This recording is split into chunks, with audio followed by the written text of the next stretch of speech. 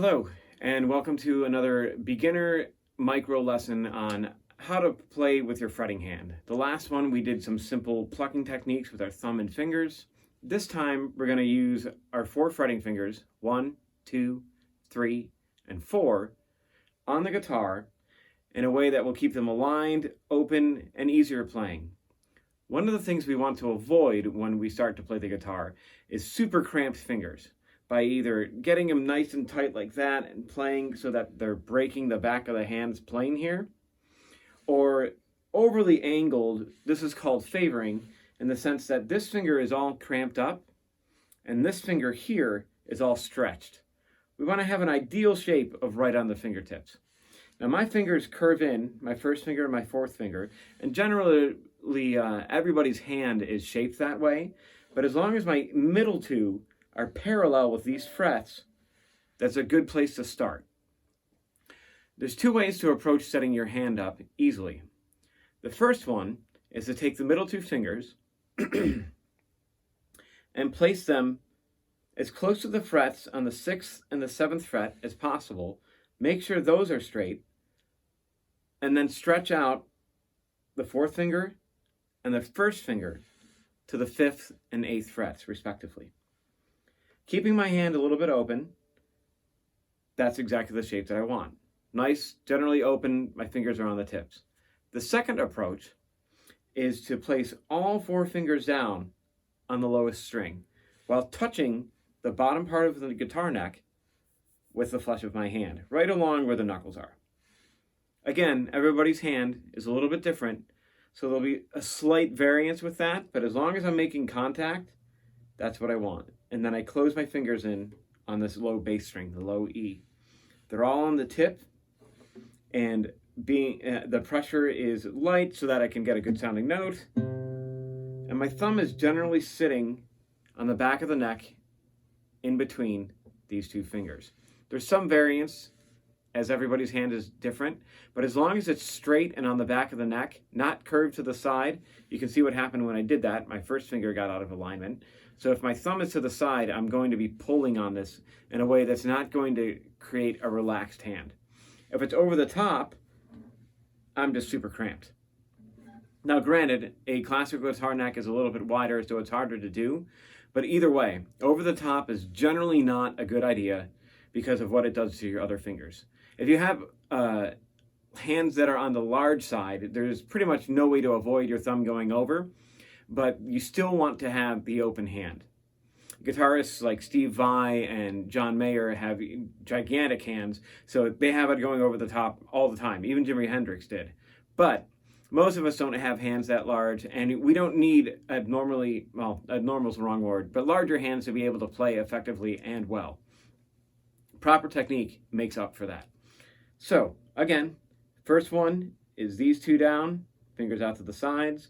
The second method, hand all the way in, touching the base of the guitar neck, fingers down on the tips, boom. I have the right shape. I also imagine a line through these fingers to my elbow, to the shoulder, to create a nice, relaxed, playing plane through here. And I'm going to move that as I move up and down the neck. Elbow and everything, not like I'm checking somebody, but just as one unit, so that my fingers can do the work, rather than having something disjointed like that. Though you might be able to get the effects, it's very ergonomically unsound and can lead to injury later on. So, starting this exercise, my fingers are lined up, and now I move down to the first string. I play on the 5th fret with my first finger in that position, keeping these other fingers lined up over that string. And I'm moving at a rate that is slow, relaxed, and controlled. The whole point of this is to be consistent. And speeding through this can create the illusion that you're properly placing your fingers and they're under control. But what happens is you'll just take the note as being correct and not buzzing super bad, and then move on to something else and completely lose the technique.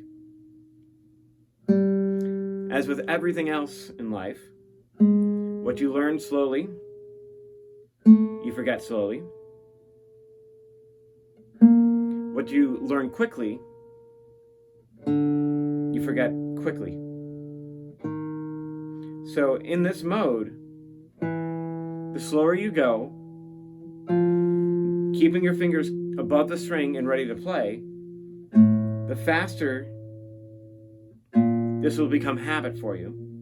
And keep your hand in the proper way for when you're playing. So when you're done with the 5th fret, the next step is to play on the 4th fret. Line them up, get them set, same pace, or slower.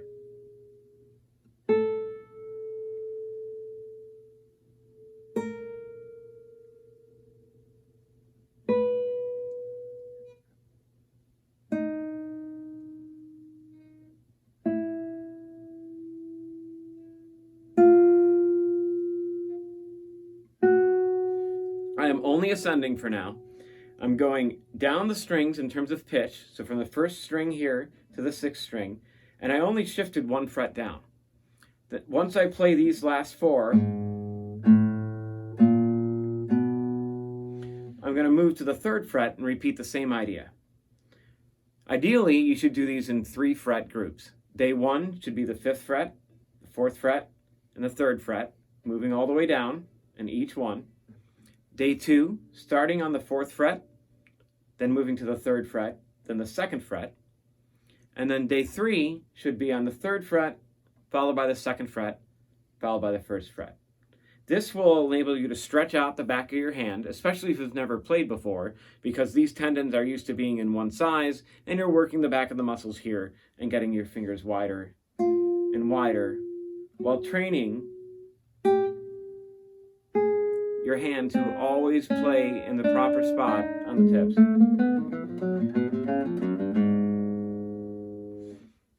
Proper technique makes everything else easier. It's always a little bit of a curve to change your technique if you've been playing before to something that's a little bit newer, but going to be better in the long term, but the payoff is totally worth it. So take your time with this exercise. I would recommend playing the note and keeping your fingers as still as possible for as long as you feel comfortable. If it doesn't feel like it's too long, try and let it sit there until it feels like it's too long. Then in general, you're probably doing it long enough. And then lastly, if the 5th fret is too wide for your hands at the time, start off on the 7th fret. It's a little bit more neutral and easier to line up, and repeat the same process. 7th fret, 6th fret, 5th fret, and so on, down till you're on the 1st fret. It'll happen. As with anything with stretching, it's better to do it slow and over time, and the goal will approach much, much faster without any potential injury. So have some fun with that. I know it can be a little bit boring, but the goal with this is to keep your fingers on the tips, close to the frets, and a nice open hand, and this will translate into making everything else simpler.